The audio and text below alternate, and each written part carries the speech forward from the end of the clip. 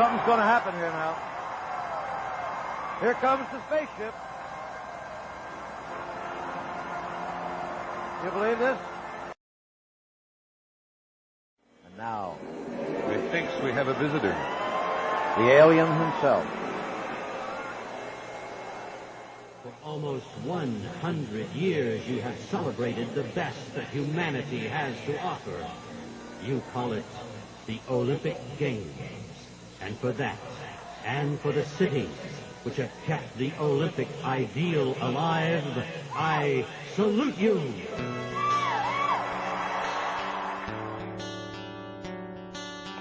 What's the address of your emergency? This woman and her husband stating that their 6-year-old son, they had an experimental flying saucer that they built. Mm-hmm. They believe that their 6-year-old son is in it and flying around. They left on 20 minutes ago.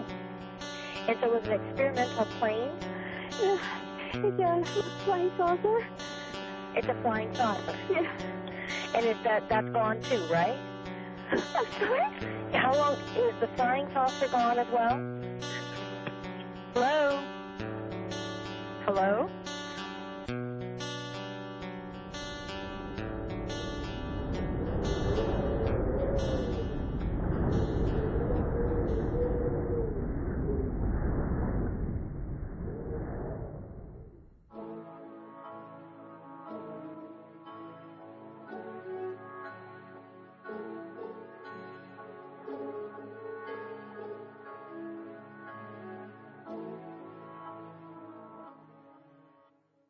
As I said, it has been determined that this is a hoax, that it was a publicity stunt.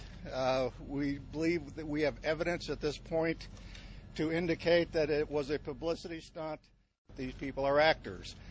Not only have they appeared in several reality television shows and on YouTubes, we have since determined that, in fact, they met together. The way that they met and established their relationship was in acting school in Hollywood.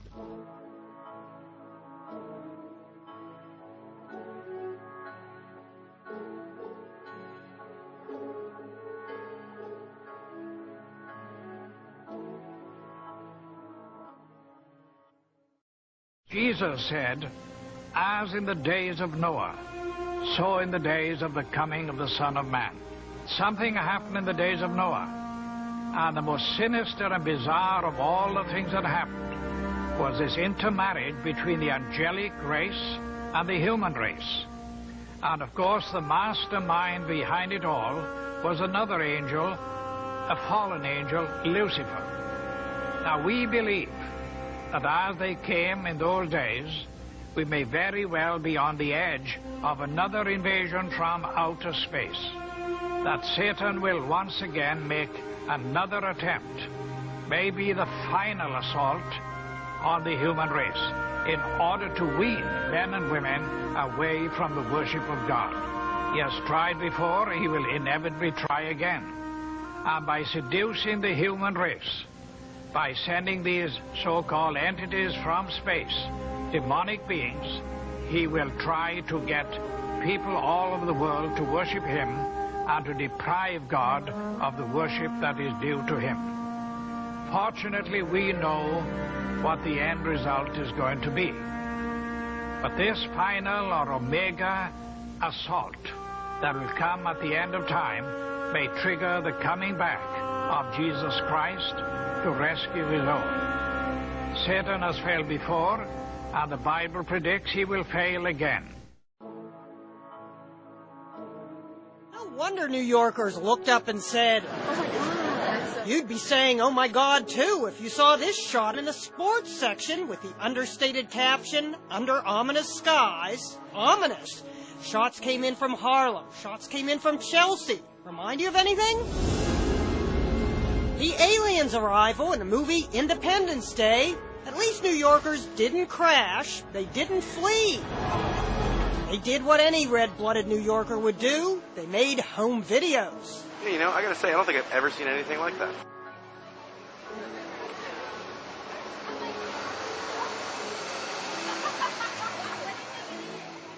You are not a spectator. caught on the sidelines of some game that you never chose to watch in the first place. You are the game. You are the points in play. Our human race is like a title up for grabs, but always tilting toward Christ.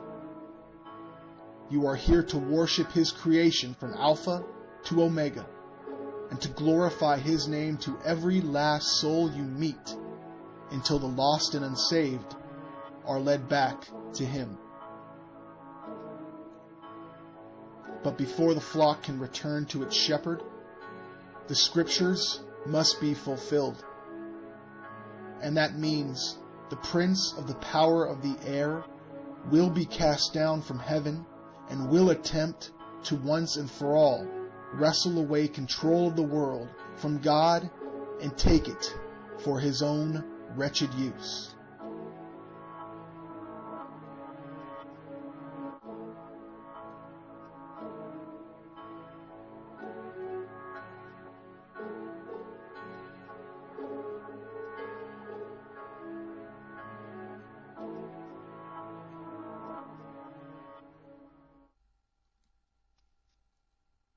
To the UFO enthusiasts, if you haven't yet stopped to consider not just merely what the nature of these beings are, but more to the point, their intentions, if you have not yet considered this at its core to be a spiritual question, then you have clearly rejected the relatively scant physical evidence that we have available to us.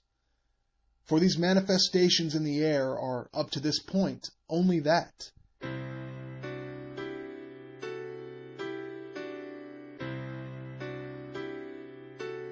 Pope Benedict recently came out to assure all Catholics that it's okay to believe in space aliens, and they would be our, quote, brothers.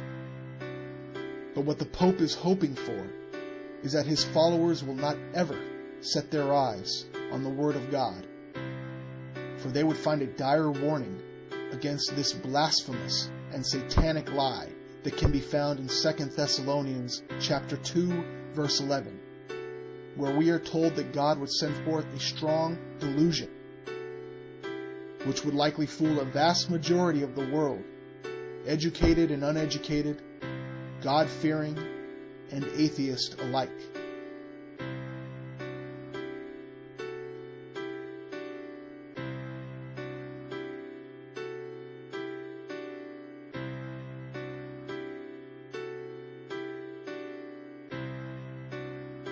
My friends throughout the world, first I must thank the leaders of each of your countries who have graciously and in the interests of peace turned over all their broadcasting facilities to us to help avoid confusion in this crisis. Your national leaders have suggested that a state of martial law will be most helpful at this time, and we agree. The visitors are not our friends. They've come to rape our planet and kill us. They are not who they appear to be.